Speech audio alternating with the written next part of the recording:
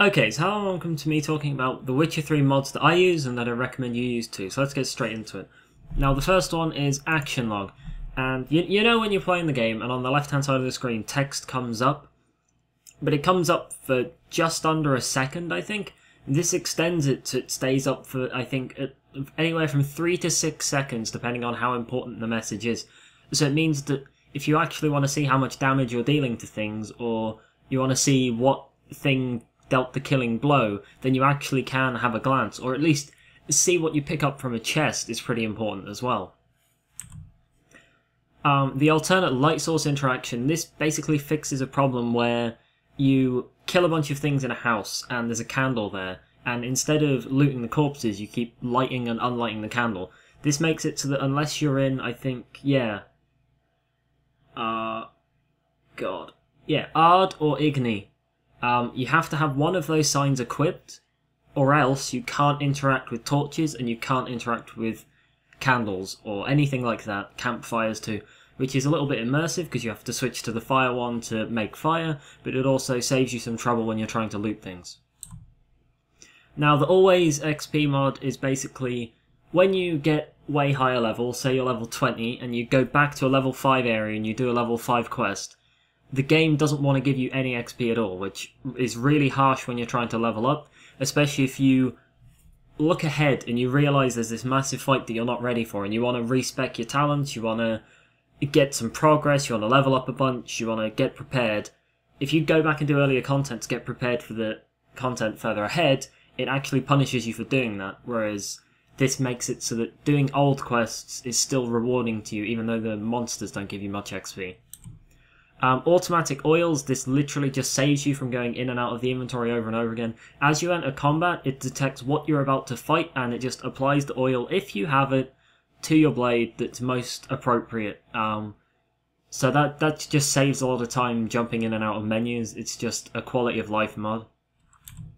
Now the all skills active, this is probably something that most people will disagree with, but I'm not a fan of how it limits you in slots. Where you can level up loads of skills, but you can only put a couple in certain slots before you run out of slots to put your skills in. To me, that's the opposite of how I like to play RPG games, where I like to constantly progress. But obviously, the neutral ones that don't do anything, that you can only put 1 point into, they're balanced around the fact that you can only put one of them into the skill point slots.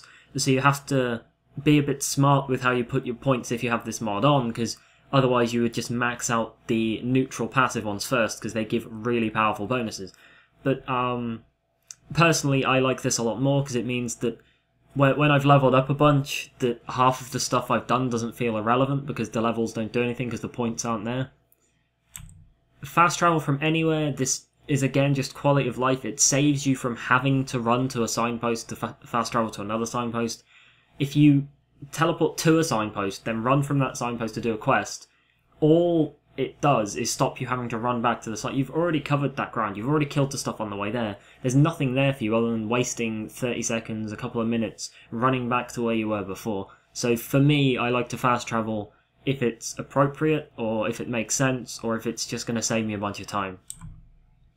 The gear improvements last longer. This basically means, you know, when you sharpen your sword or you hammer your armor a bit and it gets a 15-minute buff, and the 15 minutes isn't nearly enough time to do anything because it takes you 3 minutes to get out of the place, 2 minutes to realise that you wanted something back in a place. You go back to the place, you sell some stuff, you leave again, you've got 4 minutes left, you're about to find combat, you get into combat, you kill a couple of stuff with the bonuses, and then they're gone. This makes it so they last, I think, 90 minutes, which is the equivalent of 1 day, and to me that seems fair enough, because if you sharpen a sword, it's probably going to stay sharp for longer than just a couple of minutes or a couple of hours in Witcher time, and a day seems fair enough.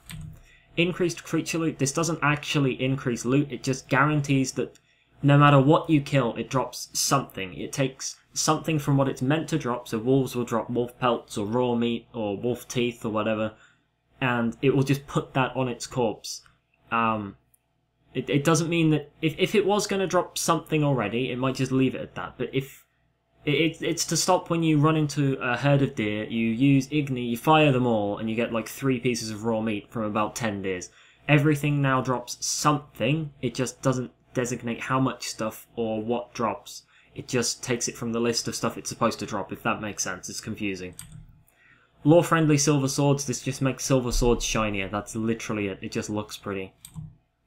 Lore-friendly witches, this just changes the eyes to be more cat-like, it changes the scars a bit, I think it changes the hair a tiny bit. I'm not 100% sure, but it just makes the Witcher guy look a lot more witchery. Now, I haven't played the other Witcher games, so I'm not sure what he's supposed to look like, but this makes him look more like he's supposed to. Books don't weigh anything, so if you like collecting books, then you can do that without having to mess around. This actually breaks immersion a little bit, because you're there carrying around 100 books, but it helps improve immersion, because you can read the books whenever you want, rather than just having to throw them away or sell them. No dirty lens effect, this just cleans up the camera a little bit. It's not something I ever noticed that it was there, but it's not something that I would say to myself, alright, now the lens dirt is gone, do you want to uninstall this mod and have lens dirt back? That's like something I wouldn't do, even though it makes very little difference to me. The weight limit mod, the mod itself is called over 9000 and it sets it to over 9000, but if you go into that mod and you click the file section, he has a 120 adjusted one, which I think is double the normal inventory, and that just means that you have twice the amount you're supposed to be able to carry, and that's a much more realistic / immersive kind of inventory scale where you can pick up the stuff you want to pick up and don't have to feel like you have to drop loads of gear, but it's not as stupid as 9000 where you can literally loot everything from start to end of the entire game and never drop a single thing. Skip movies, this is just the thing that stops it. So when you fast travel from one area to another area, it puts that silly little like loading screen book opening explanation to you, but if you go back and forth quite a lot, you already seen that like 10 times, you don't want to watch it again. That just stops the like, as well as that when it's loaded and the like intro screen hasn't finished, even though it's loaded, it will wait for the intro thing to finish. So this stops you having to press skip, skip, skip whilst that's loading. This will just load you into the game as soon as it's ready. The Rework project is literally just a bunch of textures that look pretty. Wealthy vendors with fair sales. So normally you'll have a sword worth maybe 100 coins and you'll sell it for 6, and that is awful value, because you'll go out and you'll fight a bunch of stuff, you'll loot it all. Your loot mod will make it a lot better for you, so you'll loot quite a lot of stuff, you'll come back, you'll sell all the stuff, and then you'll go repair your items, and you'll realise that you've spent 300 gold repairing your items, and you've only got 100 gold of stuff that you sold, so it actually costs you money to go kill stuff. Whereas this makes it so that you can scale it yourself, but it's somewhere between 30% and 100% increased prices that you sell stuff for, so it just helps your economy out quite a lot, especially in the early game. That's really painful. And Weather Enhance just benefits a load of weather effects. I think there's a lot of rain, fogs, sunshine. I hope there's rainbows, but I haven't experienced one myself. But these are just all the mods I use. There's not many out there. All of these are stable. I've been using them for hours and hours of gameplay.